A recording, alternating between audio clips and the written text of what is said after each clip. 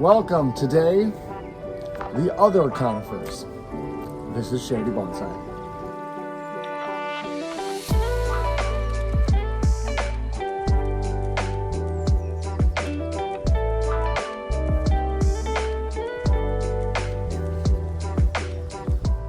Hey everybody, it is a beautiful summer day here in my backyard.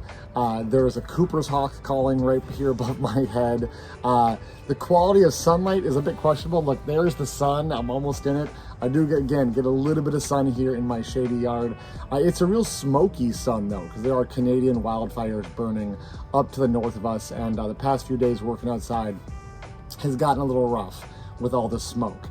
Special welcome to all the new folks who are joining the channel. I know that Dave over at Bonsai Acres featured sort of my intro video right there at the beginning of the Bonsai Expo, the online Bonsai Expo that Dave was putting on over at Bonsai Acres.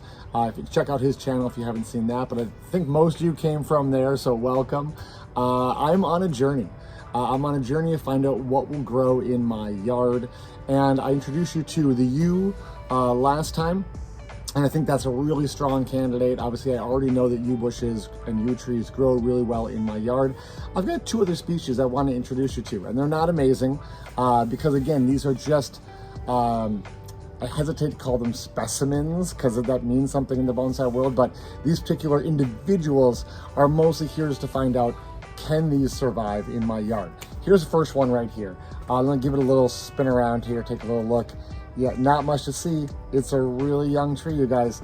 This, look at this trunk. It is so small down here. There's not a whole lot going on.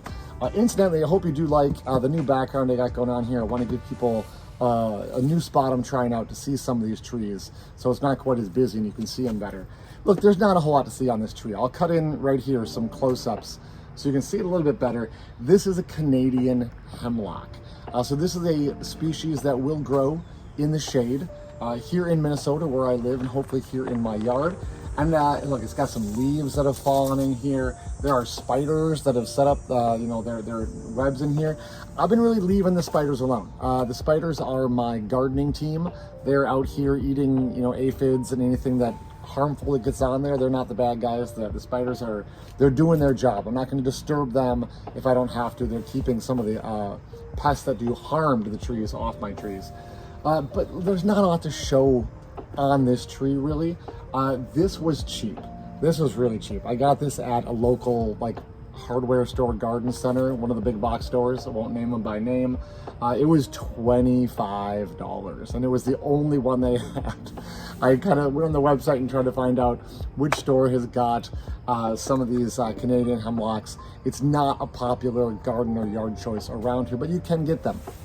Now there's a much nicer nursery near my house where you can get much bigger ones that I am considering getting. I'll keep my eyes open at the end of the season if they go on sale more, but some of them were $250 to $300 from a much larger tree that would actually really be worth turning into a bonsai.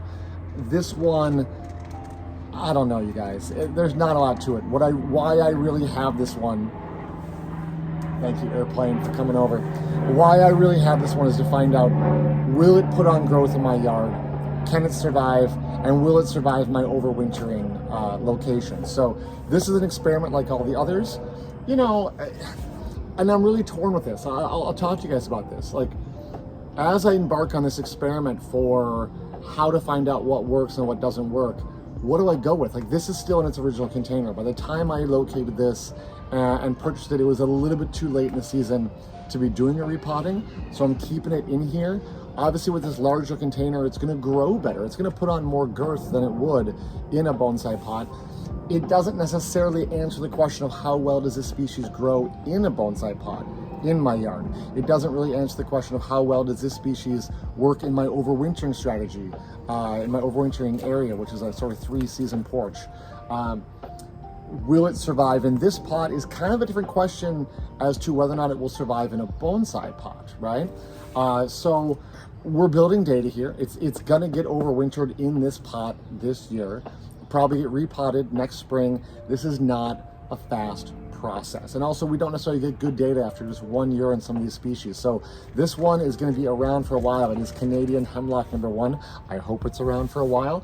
And if it shows that it, this species has a lot of potential, then I'll get some more. And here's what I can tell you so far. It's pretty happy in the yard. Not surprisingly, I know they can grow in the shade. You can actually see, some spots on it where there is some new growth. And actually some of the new growth that's already pushed has kind of deepened up and turned into the same color as the rest of the foliage. Didn't put on a lot of growth this year. Not a real fast grower. Which again, in bonsai, that's good and bad, right? Like, we would like to be able to develop things quickly, but at the same time, once they're more developed, you want to kind of slow them down because you don't want them developing too quickly. So it's always this push-pull between how fast things grow. Yeah, I'm excited about this. I think this could potentially be a good species. I don't know that this particular individual is going to turn into much because they are cold winter hardy here. It's sort of an everyday garden plant. After I overwinter it, I could pop it in the ground, and put some more girth on it, and we could, come back to it in 3, 4, 5 years and see how it's doing. I was tempted to put it on the ground this year, just knowing how small it is. Pop it in the ground. The thing is that I don't get my data on how do things grow in a containerized environment. How do they overwinter in my overwintering strategy? So I am going to keep it in the pot. I'm not going to throw it in the ground yet. I'm going to overwinter this plant and see how it does. Maybe we make it, maybe we do put it in the ground, get it bigger. Maybe we make something really small out of it, little shohin. Frankly, you guys, it's not even good for a shohin.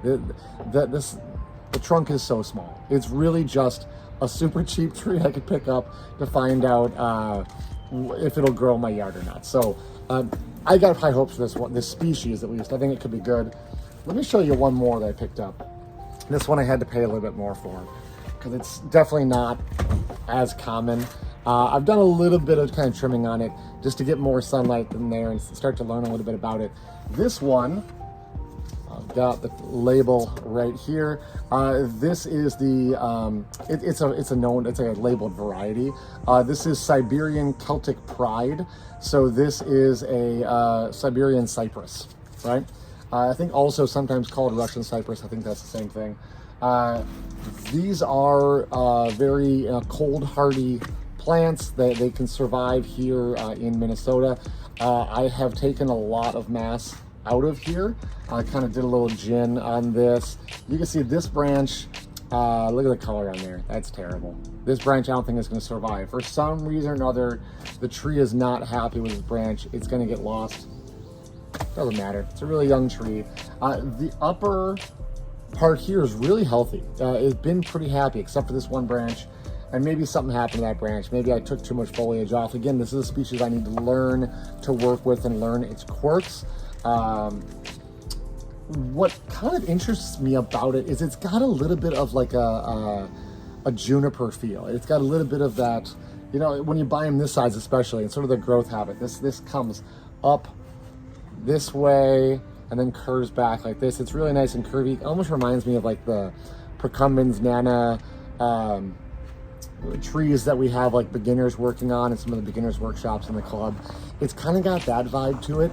Obviously you can get much bigger ones, and again, hundreds and hundreds of dollars. People make large bushes in their yards out of these in a little bit shadier areas.